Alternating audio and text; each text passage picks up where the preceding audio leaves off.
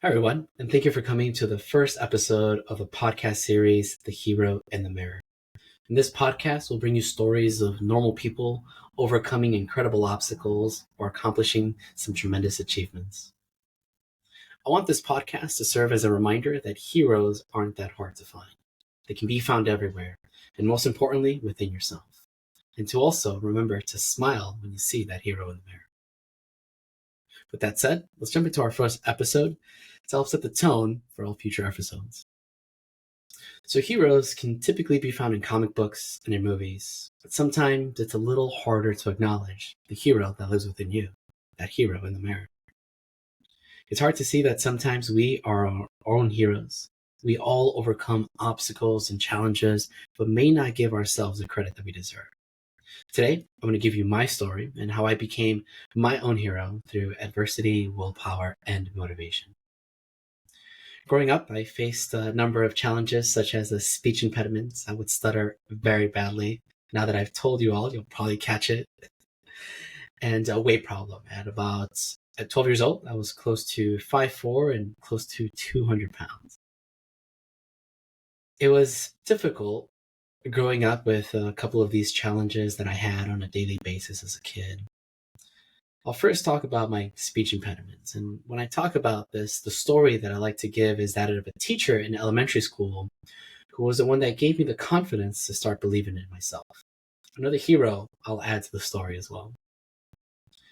She was my speech pathologist, and in fourth grade, she would come pick me up from class every Tuesday and Thursday for about an hour to work on some speech exercises. When she would pick me up, I would feel alienated from the rest of the class. It would also remind people and myself of my speech impediments. And I had a tough time in that class because I was not really able to control my stuttering. Like, it was really bad. Like, ta ta ta ta ta ta. Like you're at an EDM concert waiting for the beat to drop, but it's no music. It's just 12-year-old me trying to finish a sentence. Now, it's funny now because of the challenge that presented itself and the way that I was able to overcome it. Well, one day, my teacher picked me up and she said, "Hey, today we're going to try something different." And I was like, "Okay, fine. It's just going to be another one of these silly exercises." And she grabbed the phone from her desk and passed it to me. She said, "Today, I want you to order a pizza." And then my eyes lit up. But she said, "The only rule is that you have to order the pizza without stuttering, and I will purchase it for us." And of course, I was super delighted because I was still a fat little kid. And who doesn't like pizza? But what she did is she had me write down on a piece of paper first what I wanted to order and where to deliver it to. She had me practice that several times. After about the eighth or ninth time, she was like, "All right, it's ready to go." So I picked up the phone, took a deep breath, dialed the number, and even though my heart was racing, I collected my thoughts and ordered a large pepperoni pizza with an RC Cola to be delivered to McPherson Elementary under the name of Fidel Guzman. As soon as I hung up the call, my teacher applauded me, and I could feel a new sense of confidence that I was able to control the speech impediment and potentially even overcome it.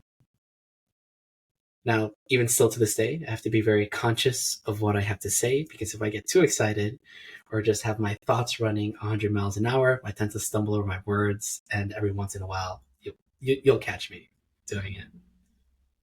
Now, that wasn't an overnight success. It still took a number of classes, and it still took a bit of motivation and mental practice on my end. Now, the second obstacle that I overcame as a kid was a weight problem. Stuttering was one thing, and the weight was a whole separate issue. And my family would call me gordito or even M&M because I was this round, brown little thing. Now, it's funny now, but not so funny when I was younger. So I tried to become more active to overcome this and lose the weight myself. But the one thing that really helped me was a soccer coach, another hero I'll add to the story, and a soccer camp over the summer as I was going into sixth grade. So that summer, I would ride my bike around the park to stay active.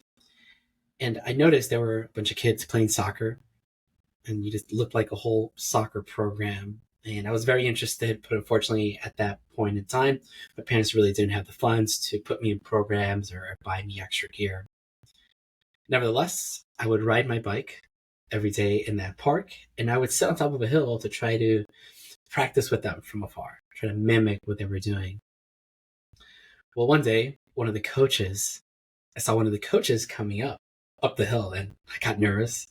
I thought I was in trouble, but he said, "Hey, I've seen you here for the past few days. Would you like to come and attend practice?" And I told him I would love to, but just don't have the funds or the gear to participate.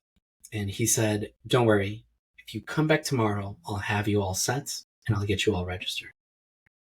I was super excited, and I did come back the next day. And that first day was tough. I had never ran so much before in my life, but I kept going. And that coach kept instilling confidence in me to continue to come the next day. Well, every day I would go and learn a new skill, make new friends, and lose weight along the way. Over that summer, I lost about 30 to 40 pounds, and going into sixth grade, people would even barely recognize me. Now, again, this is something that I still have to be very conscious of to make sure that the weight doesn't get to that point again. So I stay active by playing soccer with my daughter, passing along some of the things that I once learned. I've also maintained active in sports. I did wrestling in high school, mixed martial arts in college, and even coordinated a mixed martial arts program for kids kindergarten through eighth grade for 3 years on the south side of Chicago. Since then, I've also enjoyed singing with friends, never too shy for some karaoke or sing mariachi songs for my grandmother. All of these experiences have made me the person that I am today, a hero through my own eyes, one that is confident yet humble, strong yet compassionate, fearless yet conscious. So take a moment and ask yourself today, what adversities have you faced? Ask yourself, where would you be without them? I want all of you to remember that heroes aren't that hard to find.